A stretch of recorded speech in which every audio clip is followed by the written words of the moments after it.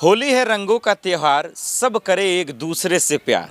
लेकिन हिंदुस्तान में ये त्यौहार थोड़ा सा मुश्किल हो पड़ा है, क्योंकि वर्दी के शक्ल में ऐसे ऐसे गुंडे भरे पड़े हैं, वर्दी के शक्ल में ऐसे ऐसे नफरती इंस्पेक्टर साहब भरे पड़े हैं, वर्दी के शक्ल में या फिर कहें वर्दी के गर्मी में ऐसे ऐसे सीओ साहब पड़े हैं, या बीजेपी के ऐसे ऐसे विधायक पड़े हैं कि ये जो मैंने लाइनें कही ना, वो होना बड़ी मुश्किल हो गया हिंदुस्तान में।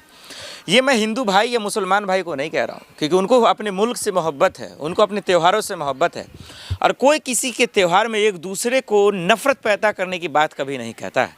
ये चंद चुटपुटिए गुंडे, ये चंद जो सत्ता के नशे में चूर हैं, जिनको अपने वर्दी पे गुमान है, वो दरअसल इस तरीके के नफरती बयान करते हैं। मामला क्या है दर्शकों, एक तरफ रमज़ान का त्यौहार चल रहा है, मुबारक और पाक महीना, और एक तरफ हिंदुओं का एक शानदार सा त्यौहार आने वाला है, रंगों का त्यौहार, खुशियों का त्यौहार। लोग एक दूसरे से खूब मनाते हैं। आज तक ऐसी तस्वीर आपने नहीं देखा होगा कि कहीं भी होली में मुसलमानों को जानबूझकर जो है रंग परा दिया गया है, यानी उन्हें उनके आस्था को ठेस पहुंचाया गया होगा। लेकिन सत्ता के नशे में चूर, सत्ता की दलाली में चूर, कुछ सीओ साहब, कुछ नेता, कुछ मंत्री, कुछ विधायक हिंदू मुसलमान के पाक रमज़ान के साथ साथ होली को बदनाम और दाग करने की कोशिश कर रहे हैं। संभल और अलीगढ़ दोनों की जरा सा जिक्र करते हैं। सबसे पहले संभल पे आते हैं, फिर उसके बाद हम अलीगढ़ पे बात करेंगे कि बीजेपी विधायक ने कहा ऊपर पहुंचा देंगे, उसके बाप का देश है, उसके बाप का त्यौहार है, इस बात पे चर्चा करेंगे। लेकिन सबसे पहले सीओ साहब की बातचीत कर लेते हैं। हम सब ने देखा था संभल मस्जिद पर जब सर्वे हो रहा था तो कैसे मासूमों की जान गई, कैसे लोग शहीद हो गए, कैसे हिंदू मुसलमान का एंगल दिया गया। जब बहराइच में दंगा हुआ तब भी हिंदू मुसलमान का रंग दिया गया। लेकिन हम सब ने देखा कि बीजेपी के गुंडे ने कैसे दंगा फैलाया। हम सब ने देखा कि कैसे वर्दी के गुंडे ने दंगा फैलाया संभल में, वहाँ भी हमने देखी तब तस्वीरें आनी शुरू हुई।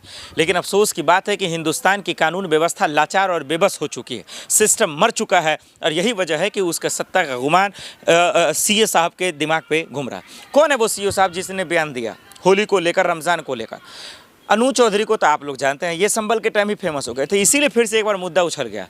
उन्होंने कहा दरअसल साफ शब्दों में, हम और जानते बताने की ज़रूरत नहीं भैया कि आपका जुम्मा तो बार बार आ जाता है, साल में 52 बार 78 बार आ जाता है, लेकिन साल में एक बार होली आता है। सबको पता होली एक बार आता है भाई, सब प्यार करते हैं। ये जितना हिंदू नहीं करते उतना मुसलमान भी करते हैं। कदर करना उनको आता है, इज्जत करना आता है। हमारे कैमरे के पीछे हमारे गैर मुस्लिम भाई हैं, हिंदू हैं, मैं मुसलमान हूँ, हमारे बीच तो कभी बैर नहीं है। कल उनकी इफ्तार की दावत हुई, वो आए हैं, वो खाए हैं, हम भी होली में खाते हैं, हम भी जो है उनको आशीर्वाद देते हैं, दुआएं देते हैं, मुबारकबाद देते हैं। वो भी मुझे कभी रंग नहीं लगाता ना, लगाने के लिए फोर्स करता, जब मेरा मन होता है तो लगाते हैं। तो इसमें ये दादागिरी कैसे आ गई? अनु चौधरी साहब, अगर आपको थोड़ा सा भी वर्दी का ABCD पता है, कानून व्यवस्था का ABCD पता है, लेकिन अफसोस की बात है कि पढ़ाई करके जाते तब ना, चाटुकारिता और दलाली करके जाओगे तो ऐसे ही बयान दोगे ना, या फिर कुछ चंद मंत्रियों के ताकत के बदौलत और मंत्रियों के पावर के बदौलत जब उनकी चाटुकारिता करोगे तो ऐसे ही बयान दोगे। क्योंकि आपका काम है कहीं भी, चाहे एक बार में होली हो, छठ हो, पूजा हो, रमज़ान हो, ईद हो, बकरीद हो, तब भी कानून व्यवस्था की जिम्मेदारी आपके सर पे है। आपकी जिम्मेदारी ये नहीं है कि एक समुदाय को ठेस पहुंचाना है, एक समुदाय पे वाहवाही लूटना है। भाई साहब, भगवान आपको माफ़ नहीं करेगा, भगवान आपसे पूछेगा। आज न कल तो मरोगे ना, हर देश में तो सबको मरना है, आज न कल इस धरती छोड़ के जाना है।